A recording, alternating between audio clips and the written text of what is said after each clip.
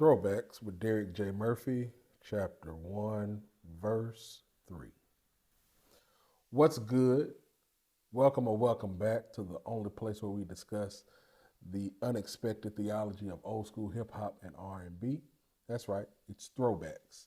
I'm your host, Derek J. Murphy, and I am so pleased to have you with us today.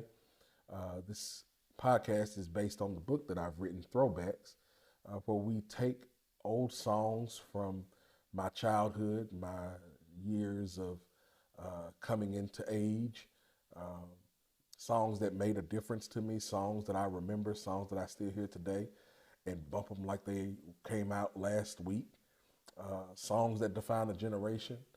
And I discuss what they mean to me, what they mean in their context.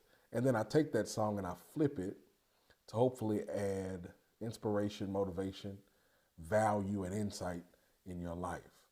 Uh, I wanted to continue this conversation with this podcast, and so I hope that you are gaining value from the discussions that we're having and the trips down memory lane. And I appreciate you joining. If you're interested in reading the book, you can visit my website, derekjmurphy.com, order the book there. And if you are wanting more and more of these conversations, more and more of these discussions, click subscribe and so that you can be notified anytime we have a new episode drop. And with that being said, let's get right into the year 1987. That's right, 1987. This was the year that Oliver North and the Iran-Contra affair were major thorns in the side of President Ronald Reagan. This was also the year, 1987, that a severe stock market crash with losses upwards of $1.7 trillion happened, called Black Monday. So much for Reaganomics, right? 1987 was the year that Michael Jackson released his first album, post Thriller. And we all were looking at that cover like, who is this person? Because Michael Jackson didn't look like Michael Jackson to us. 1987, I was in second grade. And I mentioned Michael Jackson. We're not going to talk about him today. We're going to go all the way to Minneapolis, Minnesota, the home of Prince Rogers Nelson. That's why we have the light on purple today. And we're going to talk about Janet Jackson. I know she's not from Minneapolis. She's from Gary, Indiana, just like Michael. But it's because of her work with Jimmy Jam and Terry Lewis that we have the incomparable album, Control.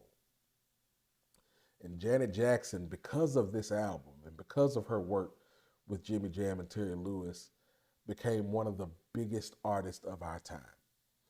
It really surprised me. I was talking to my daughter the other day and she told me, Dad, I didn't really know that Janet Jackson was that big of a deal.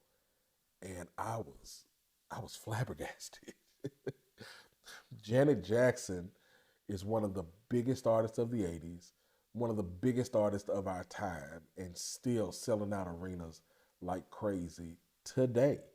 She is a very, very important artist, and you almost kind of have to be if you're Michael Jackson's sister.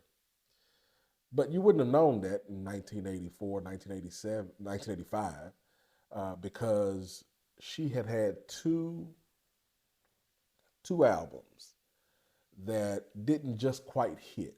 I mean, they were moderate successes, but they didn't have any memorable hits. They didn't have a whole lot of radio play. It just didn't quite hit.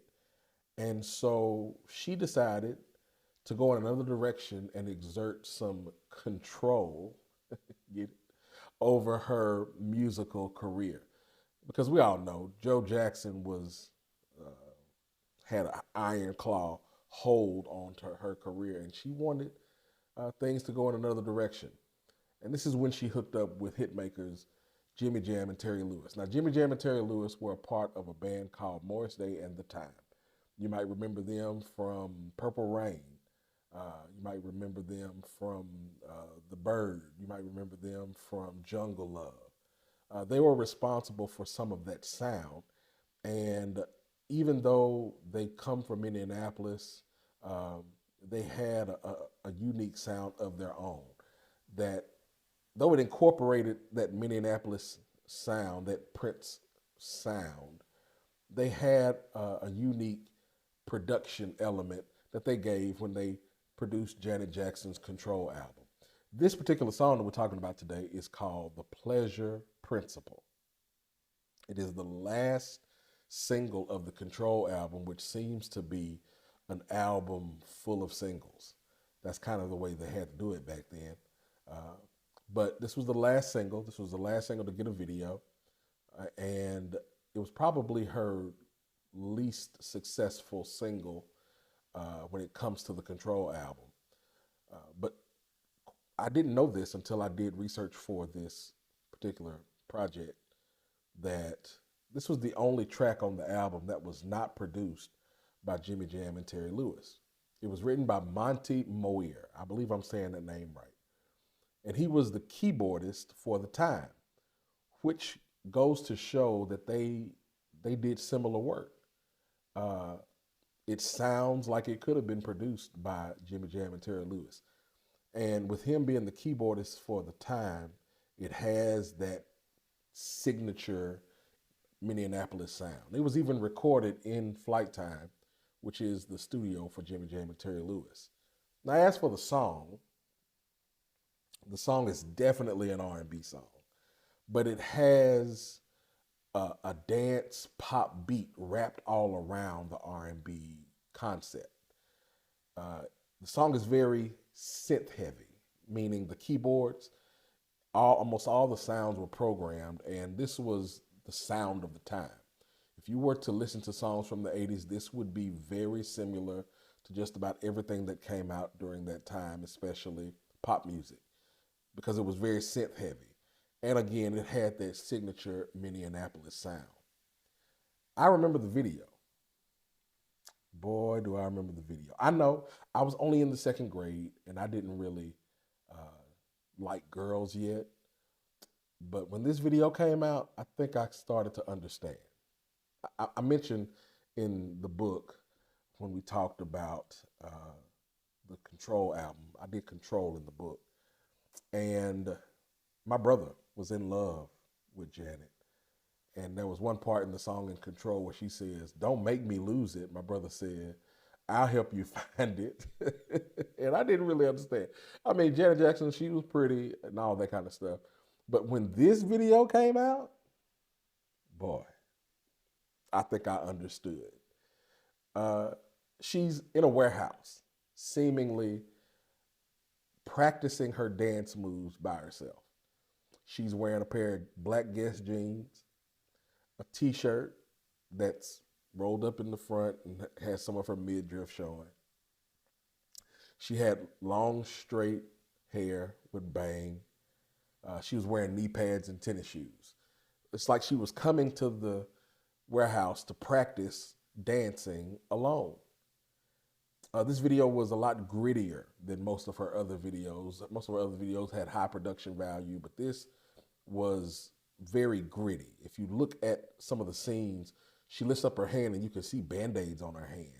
There's a point in the video where she's dancing in front of a broken mirror. So this has an edgier, grittier overtone to the video. It's a little darker. And of course, this was a Janet Jackson that was a bit more adult than we were used to. She really kind of came into her own with this video. Now, when it came to the lyrics, I was in the second grade. I didn't know what it was about. In fact, you probably couldn't have paid me to give you lyrics from the song before I did this project. I was in the second grade. I didn't know what the song was about. But Moir, when he was writing the song, he had the music already, but he struggled with the lyrics.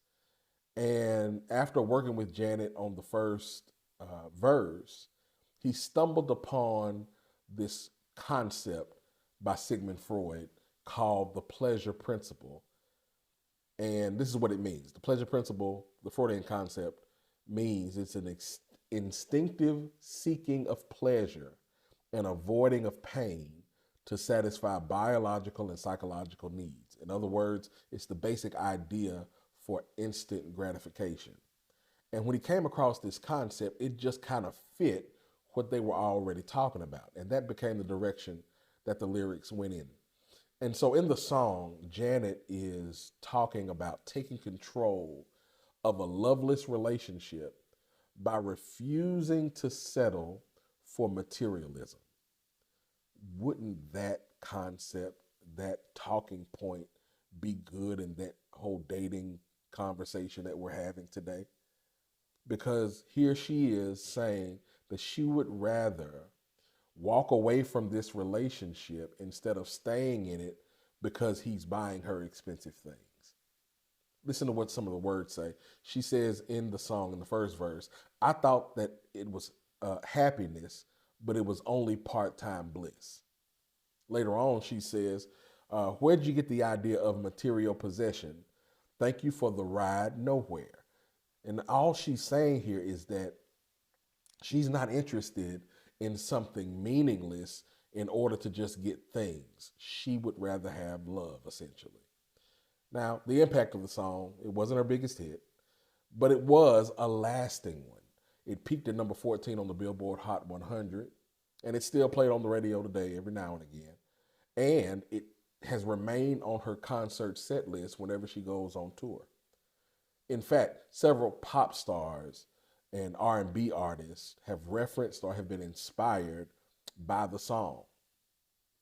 Maya, Sierra, Britney Spears have all pointed to this particular song or this video as a means of inspiration for their own careers and their own music.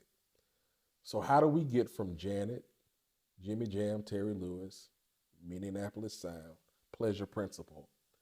How do we get from that to adding value to our life? Well, the scripture is Matthew 7:24 through 27. And it reads, therefore, anyone who hears these words of mine and acts on them may be compared to a wise man who built his house on the rock. And then the rain fell, and the floods came, and the winds blew and slammed against the house. And yet it did not fall, for it had been founded on the rock. Everyone who hears these words of mine and does not act on them will be like a foolish man who built his house on the sand. The rain fell, and the floods came, and the winds blew and slammed against the house, and it fell. And it was a great fall. For me, it's the taste of the first shaved ice of the season, which is usually coconut, by the way. It's also singing a song with my family and dancing in my seat on a long road trip. Best yet, it's a nice, quiet, romantic night with my wife. Pleasure. Pleasure is the gratification of being pleased. In other words, pleasure describes the feeling we get when we get something that we like. Pastor Iron Petrie gave me the best perspective on this by saying that we don't have any control over what we like. We just experience them by feeling, tasting, smelling, seeing, or hearing, and it pleases us. Now, the pleasure principle, as part of the Freudian psychoanalysis, is the instinctive drive to pursue pleasure and avoid pain. Most of us find this instinct at play in our lives and in just about every area of our lives.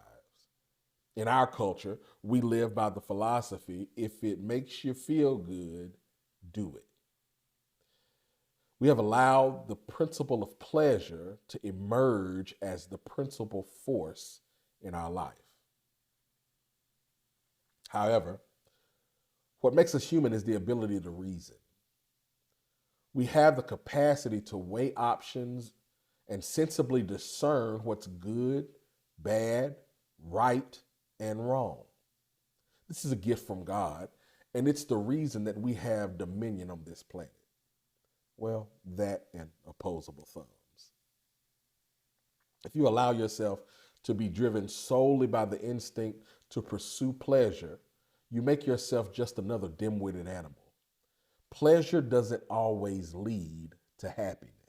Instead of the pleasure principle, we should pursue the peace principle.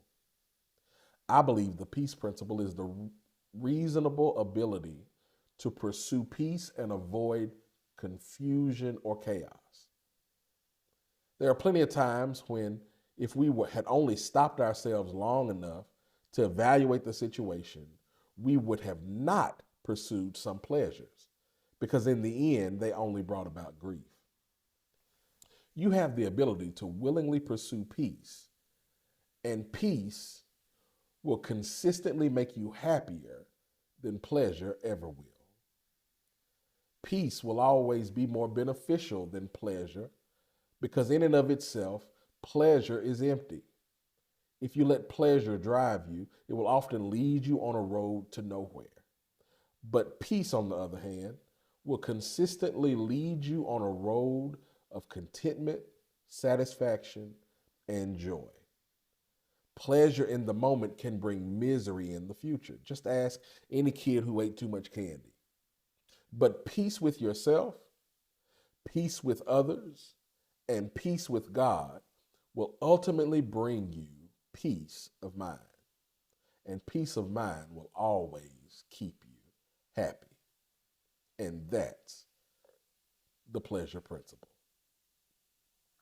Thank you. If you made it to the end of this episode, I pray that something has been said to encourage you, to inspire you, to motivate you, to find what's best for your life, and better yet, what God has for your life. I want to thank you for joining me. And if you're interested in subscribing, please click the subscribe button and be notified anytime we drop a new episode. If you want to buy the book, visit my website. And for everything else, look down in the show notes and you can get all of my information. And so with that being said, know that God loves you best. I love you best I can. And we'll see you the next time.